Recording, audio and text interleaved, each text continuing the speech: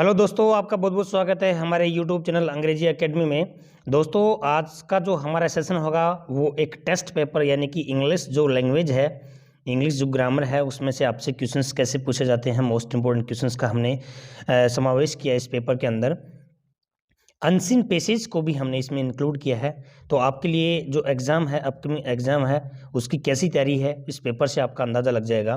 तो देखिए, पहला क्वेश्चन है, सिनोनिम पूछा है इसमें से, यानी कि वांट ऑफ स्लीप। हमेशा ध्यान रखना, वांट यानी चाहना होता है, वांट यानी, लेकिन वांट के साथ में ऑफ जैसे ही प्रीपोजिशन लगती है तो इसका मतलब हो गया कमी।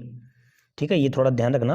तो वांट ऑफ स्लीप यानी कि नींद की जो कमी है उसको हम इंग्लिश में क्या बोलते हैं? इंसोमिनिया, अनिंद्रा। नहीं कहते क्या कि भाई इंसोमिनिया डिजीज, अनिंद्रा की बीमारी। तो यहाँ इंसोमिनिया किसको बोलेंगे? वांट ऑफ स्लीप बोलेंगे, नींद की कमी को। Use a prefix to make a word negative. Negative word यानी कि कंपिटेंट जो है वर्ड, उसका नेगेटिव जैसे ही बनाएंगे तो कौन सा प्रीफिक्स बनेगा? कंपिटेंट का इनकम्पिटेंट यानी कि complete, incomplete, competent, incompetent. I N शब्द यानी कि आई एन प्रीफिक्स लगते ही क्या बन जाएगा? ये इसका नेगेटिव वर्ड बन जाएगा। क्वेश्चन नंबर 3 है, रामलाल ए 36 year old fire fighter saved 3 blank after a fire broke out in a house. Broke out का मतलब होता है किसी दंगे या बीमारी का फैलना, आग का फैलना। तो कोई चीज़ फैलती है उसके लिए हम ब्रोक आउट यानी कि ब्रेक आउट एक फ्रेजल वर्ब उसका यूज़ करते हैं। तो यहाँ पे ये जो आएगा 3 लाइव्स, 3 जिंदगियां उसने बचाई हैं। तो यहाँ पे लाइव्स का मतलब क्या हो गया? जिंदगी हो गया। एक होता है लाइवलीहुड, आजीविका जिसको अपन बोलेंगे। यहाँ पे लाइव्स नहीं आएगा, यहाँ पे क्या आएगा? लाइव्स आएगा, ये ध्यान रखना। I am selected the head of the company, I blank. देखो, इसके अंदर जब भी आपको इफ क्लोजेज से स्टार्ट मिले, इफ से कोई सेंटेंस स्टार्ट मिले तो वह कंडीशनल सेंटेंस कहलाएगा।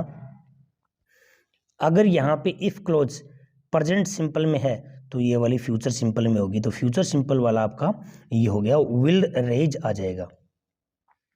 मोहित looked at Seema angriness, angriful, angrily. यानी यहाँ पे एडवर्ब आनी चाहिए। कैसे? कैसे का जवाब दे, हाउ का रिप्लाई दे। तो यहाँ ध्यान रखना, एडवर्ब पूछेगा। उसने उसकी तरफ देखा, कैसे देखा? गुस्से से देखा। तो एंग्रीली इसका अब एग्जैक्ट एडवर्ब आ जाएगी इसमें। Ananya has only A friend. देखिए, यहाँ पे आपसे रिलेटिव प्रोनाउन पूछे हैं। हुज है वो एक पजेसिव होता है, तो उसके आगे नाउन आनी बहुत जरूरी है। विच होता है वो कोई भी नॉन वर्बल थिंग्स यानी कि निर्जीव वस्तुओं के लिए यूज किया जाता है। होम है वो ऑब्जेक्ट के लिए यूज किया जाता है। तो यानी कि होम अगर आएगा तो उसकी खास बात यह है कि यहाँ पे सब्जेक्ट आएगा ही आएगा। अब बचा क्या? दैट। दैट है ओनली जो शब्द है उसके लिए वैसे भी दैट रिलेटिव प्रोनाउन का यूज करते हैं, इसलिए दैट इज ए स्टूडेंट, और ओनली जो है उस वजह से आया। सुपरलेटिव डिग्री है, इंट्रोगेटिव सेंटेंस है, दो जब भी सब्जेक्ट जुड़ते हैं ऐसी सिचुएशन में हम दैट का यूज करेंगे। Okay dear, learning language is very difficult. किसी भी भाषा को सीखना बहुत ही डिफिकल्ट है, बट आई नीड टू। अब देखिए, ये इसके अंदर जो वर्ड दे रखा है कि to continue in spite of difficulties, परेशानियों के बावजूद भी टू कंटिन्यू रखना उसको लगातार। तो यानी कि कीप ऑन। जब भी कोई चीज आप जारी रखते हो तो उसको बोलेंगे कीप ऑन, जारी रखना। I need to keep on. Okay, अगला, choose to form of verb to fly. Fly जो शब्द है, फ्लाई का मतलब होता है उड़ना। ये जो वर्ड दे रखा है फ्लाई, ओके, तो फ्लाई का यहाँ पे पास्ट सिंपल पूछा है और पास्ट पार्टिसिपल पूछा है। फ्लू और फ्लोवन, फ्लू और फ्लोवन ऐसे आ जाएगा इसका। ओके, तो पहला इसका ऑप्शन हो जाएगा। Oh no, oh no way I blank to see that man before. देखिए, बिफोर पहले की बात कर रहा है, तो यहाँ पे ये एक्सक्लेमेशन शो कर रहा है कि ये प्रेजेंट परफेक्ट का है। तो यहाँ पे आई के साथ में हैव सीन, और no way I have seen that man before. तो ये इसके अंदर क्वेश्चन नंबर ऑप्शन नंबर 3 आ जाएगा। रेट्रीब्यूशन, देखिए रेट्रीब्यूशन जो वर्ड है, इस रेट्रीब्यूशन का मतलब होता है पनिशमेंट। रेट्रीब्यूशन का मतलब क्या हो गया? पनिशमेंट हो गया। कंटेम्प्ट होता है कोई हम चीज़ की तिरस्कृत करते हैं ना किसी को। फीलिंग ऑफ डिस्गस्ट जो फीलिंग है, और जो ग्रूज एक वर्ड दे रखा है उसका मतलब होता है इल फीलिंग। यानी कि जो रेट्रीब्यूशन वर्ड दे रखा है उसका एंटोनिम पूछा है, पनिशमेंट का उल्टा पूछा है फॉरगिवनेस, यानी कि माफ़ करना। ओके, ये जो होता है कोई भी चीज़ की भरपाई, कंपेंसेशन होता है ना, भरपाई करना कोई भी चीज़, क्षतिपूर्ति जिसको अपन बोलेंगे। ल्यूमिनस क्या होता है भाई? ल्यूमिनस का मतलब होता है, आप देखिए बैटरी आती है ल्यूमिनस की बैटरी, यानी कि वो प्रकाश देती है, प्रकाश होता है उसका। तो इसका एंटोनिम क्या होगा? डार्क होगा। आगे, he did his work very well. इस सेंटेंस में डिड हेयर इज, डिड क्या है? He did his work very well principal verb है, ऑक्सिलरी वर्ब है, इन्फिनेटिव वर्ब है, या फिर मॉडल ऑक्सिलरी है। यहाँ पे ये मैन वर्ब है, ठीक है, और मैन वर्ब को हम क्या बोलेंगे? प्रिंसिपल वर्ब बोलेंगे, इसलिए आपका ए ऑप्शन हो जाएगा। All of his relatives live in Australia. उसके सारे जो रिलेटिव्स हैं ऑस्ट्रेलिया में रहते हैं। इस सेंटेंस को हम जब भी नेगेटिव बनाते हैं तो इसके अंदर जो ऑक्सिलरी वर्ब है वो कौन सी आनी चाहिए? तो ऑक्सिलरी वर्ब का मतलब हो गया हेल्पिंग वर्ब, ठीक है। तो helping verb all of his relatives है, प्लूरल है, तो इसके लिए डू जो है वो ऑक्सिलरी वर्ब यूज होगी।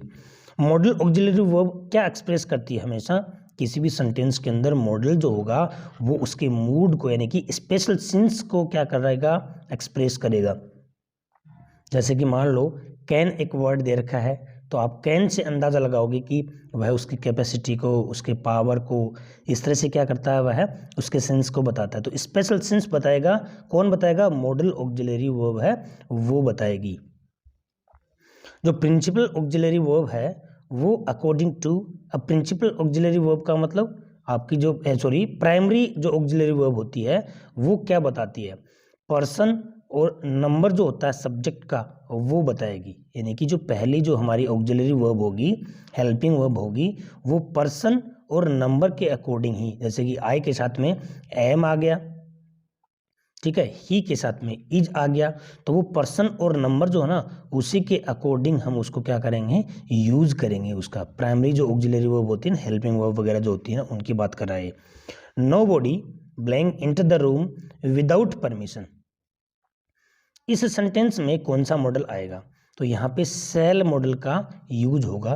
क्यों होगा देखो समझना, सेल और विल ये दो मॉडल ऐसे हैं, सेल और विल ये दो मॉडल ऐसे हैं जो आपको थ्रेट का मतलब हो गया धमकी। तो यहाँ पे धमकी मिली है ना, nobody will enter this room without permission, कोई भी नहीं रुकेगा इसके अंदर, तो धमकी मिली है। एंटर कोई नहीं करेगा इस कमरे में बिना परमिशन के, तो यहाँ पे धमकी मिली है। दूसरा प्रोमिज आ गया आपका, ओके। प्रोमिज जो वर्ड दे रखा है वो भी किसके लिए? दूसरा आपका जो डिटर्मिनेशन होता है, तो ध्यान रखना थ्रेट, प्रोमिज, डिटर्मिनेशन, ये तीन चीज़ें ऐसी हैं जिनमें हम किसका? सेल और विल जो मॉडल है उसका यूज़ करेंगे। आई और वी के साथ में विल और बाकी के साथ में सेल, इसलिए नोबॉडी आया है तो सेल का यूज़ करेंगे। बाकी मस्ट है, कोई चीज़ की कंपल्सन बता रहा है तो यहाँ पे मस्ट इंटर। देखो तीनों ही मॉडल है वो, इसमें कैन नॉट वैसे नहीं आ सकता क्योंकि दो बार नेगेटिव कैसे आएगा, ठीक है। तो आपका आंसर क्या बन गया? डी बन गया। बहुत इंपॉर्टेंट क्वेश्चन है। अगले जो है आई blank a girl who dances well. तो यहाँ वो कह रहा है कि मैं उस लड़की से मिला हूँ जो बहुत अच्छा डांस करती है। इसका मतलब कहने का जो उसका मोमेंट है, द मोमेंट ऑफ स्पीकिंग है, वो कहने से पहले हुआ है, कोई एक्शन पहले हुई है, इसका मतलब वो पास्ट में है। पास्ट में तो यहाँ पे मीट की सेकंड फॉर्म आ जाएगी मैट। The chief with all his men. तो देखिए ऑल यहाँ पे विद से कब कोई भी जैसे जुड़ता है, क्लोज कोई भी या फिर जो आपकी फ्रेजेज होती हैं वो जुड़ती हैं, तो यहाँ पहला जो सब्जेक्ट होता है उसी के अकॉर्डिंग हम यहाँ पे हेल्पिंग वर्ब या मैन वर्ब जो होती है, ये सब्जेक्ट वर्ब एग्रीमेंट का टॉपिक क्वेश्चन है। टुगेदर विद, अलोंग विद ठीक है, ये सारे के सारे क्या करेंगे, जुड़ेंगे, बट इससे पहला जो सब्जेक्ट होता है उसी के अकॉर्डिंग हम यहाँ पे हेल्पिंग वर्ब या मैन वर्ब का यूज करेंगे। तो यहाँ पे वोज आ जाएगा, वोज अरेस्टेड। वैसे क्या है, ये पेसिव का है, the chief with all his men was arrested. या आप ये मत कर देना कि भाई यहाँ पे अरेस्टेड आया, थर्ड फॉर्म आया तो हेड का यूज करेंगे, नहीं, ये एक्टिव से पैसिव बना है, इसलिए यहाँ पे वोज का यूज हमने किया है। कई बार हम कंफ्यूज करके हम यहाँ पे हेड का यूज कर देते हैं, हेड भर देते हैं। हेड इसलिए नहीं भरेंगे क्योंकि एक्टिव से पैसिव का है और यहाँ पे वोज ही आएगा, समझ गए। उसके बाद he knows about all the places in this large city very well, he is blank man of the city. देखिए, he knows about all the places in the large city very well, he is, तो यहाँ superlative degree of this city, यहाँ ऐसा है तो an a old an older, ये कुछ भी इसमें अप्रोप्रिएट वर्ड सुटेबल नहीं हो रहा है, तो यहाँ पे the appropriate word is the oldest. क्या आ गया, he is the oldest man of this city, यानी कि सुपरलेटिव डिग्री है उसमें। ऑफ द वाला जो आपने देखा होगा स्ट्रक्चर, वो वाला इसमें सुटेबल हो रहा है, उससे पहले क्या आ गया आपका, सुपरलेटिव डिग्री आ गया। ठीक है डियर। नेक्स्ट आपका आता है एन एडजेक्टिव इज ए या फिर एन। अब हमेशा ध्यान रखो, एडजेक्टिव होता है वो क्वालिफाइंग वर्ड होता है, कोई भी क्वालिफाइंग वर्ड जो होता है उसको क्वालिफाई करेगा, समझ लो ना। जैसे कि लॉन्ग, मैन, फास्ट, ट्रेन, इस तरह से वो कोई भी नाउन है उसके बारे में कुछ ना कुछ बताएगा, उसको क्वालिफाई करेगा। और हमेशा ये क्वालिफाइंग वर्ड होता है, एडजेक्टिव होता है वो, ना उसमें कोई क्वालिटी होती है, ना नेमिंग वर्ड होता है, ना मीनिंगफुल होता है, सिर्फ क्वालिफाइंग वर्ड होता है।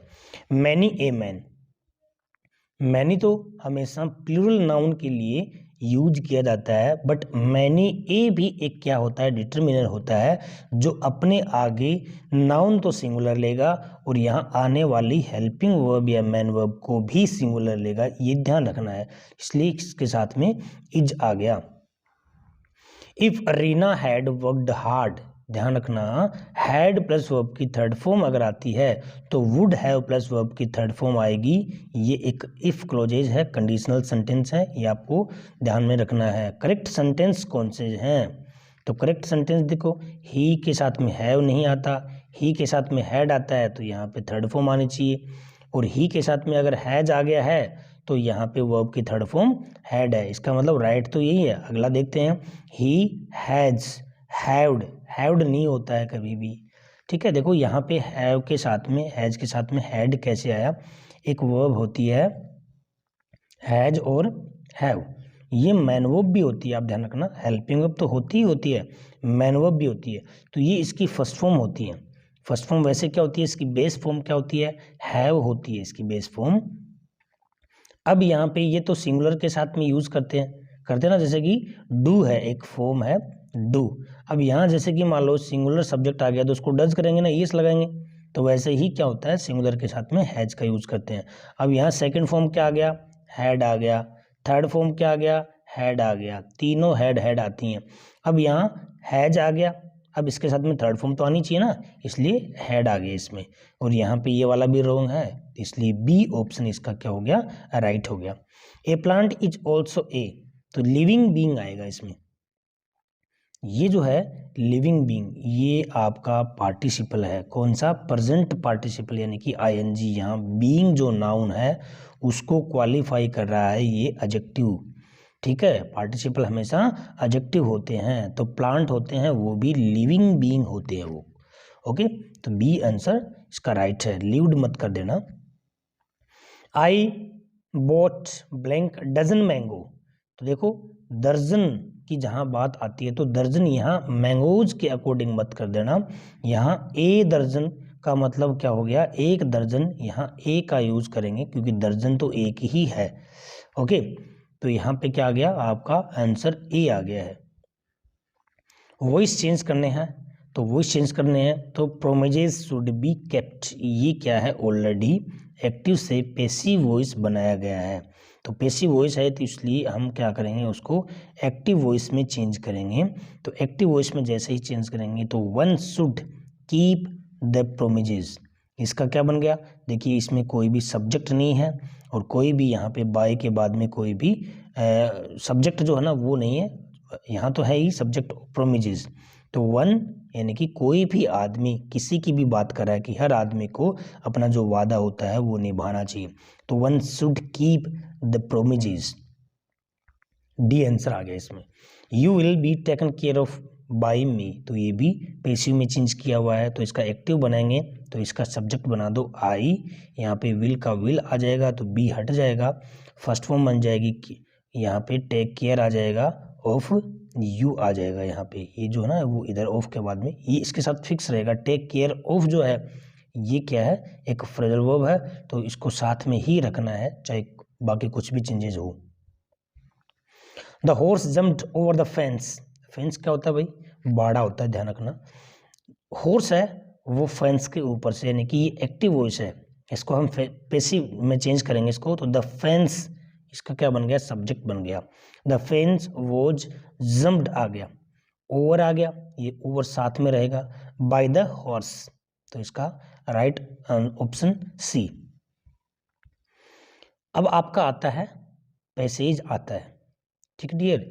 तो ये जो पैसेज है इसको थोड़ा ध्यान से समझना, बहुत इंपॉर्टेंट पैसेज है और इसको कैसे हम सोल्व करेंगे। तो केमल्स जो होते हैं वो डोमेस्टिक मेमल्स, मेमल्स कौन से होते हैं, जो स्तनधारी यानी कि जो दूध पिलाने वाले होते हैं ना उनको बोलते हैं। तो मेमल्स कोई भी अगर आपसे पूछे जो स्तनधारी जानवर होते हैं, जो यानी कि बच्चों को दूध पिलाते हैं, उसको हम मेमल्स बोलते हैं। ओके, तो केमल आपके कैसे डोमेस्टिक घरेलू मेमल्स स्तनधारी होते हैं। दे आर हार्बीवोर्स, हार्बीवोर्स का मतलब शाकाहारी, मांसाहारी नहीं शाकाहारी। ओके, तो वो शाकाहारी जानवर होते हैं, कभी भी मांस के बारे में वो सोचते नहीं है, यानी कि खाते नहीं है, तो ये वाला वर्ड ध्यान में रखना आपको। Camels have the capability of staying without drinking water for many days, उसमें कैपेबिलिटी होती है कि वो बिना पानी के रह सकता है। केमल्स आर गिफ्टेड एनिमल्स, वो गिफ्टेड एनिमल्स होते हैं। They don't forget their desert path, जो रेगिस्तान होता है उसमें वो अपना रास्ता नहीं भूलते हैं। They help in carrying load, वो कोई भी लोड जो होता है उसको ले जाने में वो हेल्प करते हैं। ट्रांसपोर्ट ऑफ गुड्स, जो गुड्स होता है माल होता है उसको ट्रांसपोर्ट करने में ले जाने में।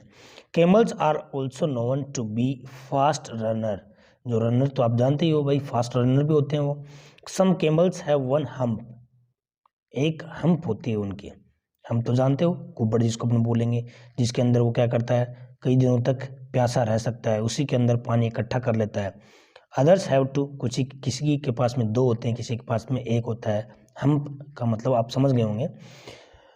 केमल्स हैव पैडेड फिट, उनके जो फिट होते हैं वो पैडेड होते हैं, ठीक है, गद्दीदार जिसको अपन बोलेंगे। लॉन्ग लेग होती हैं, विच हेल्प देम वॉक और रन द डेजर्ट ईजली, यानी कि रेगिस्तान के अंदर वो आराम से चल सकते हैं, दौड़ सकते हैं। तो ये आपका एक पैसेज है। अब इसमें से क्वेश्चन पूछे हैं कि camel is also called as, कैसा जानवर, मेमल। ये ध्यान रखना कि केमल जो है उसको मेमल वाला जो है ना रेगिस्तानी मेमल भी कहा जाता है उसको। उसके बाद में where do camel store their water, अपना वाटर कहाँ स्टोर करते हैं, तो आपको बताया जैसे कि हम्प होती है उनकी, कुब्बड़ होती है, उसके अंदर वो पानी को इकट्ठा कर लेते हैं, स्टोर कर लेते हैं और काफ़ी दिनों तक वो उसमें बिना किसी भी पानी पिए वो रह सकते हैं। अगले, व्हाट आर केमल्स गुड एट, किस चीज़ में गुड है वो, किस चीज़ में वो क्या कर सकते हैं अच्छे हैं, यानी कि वो डेजर्ट पाथ, रेगिस्तान, उनकी क्वालिटी होती है कि वो रेगिस्तान के जो रास्ते होते हैं ना उन्हीं को केवल केमल ही पार कर सकता है, तो इसलिए वो इस चीज़ में गुड है।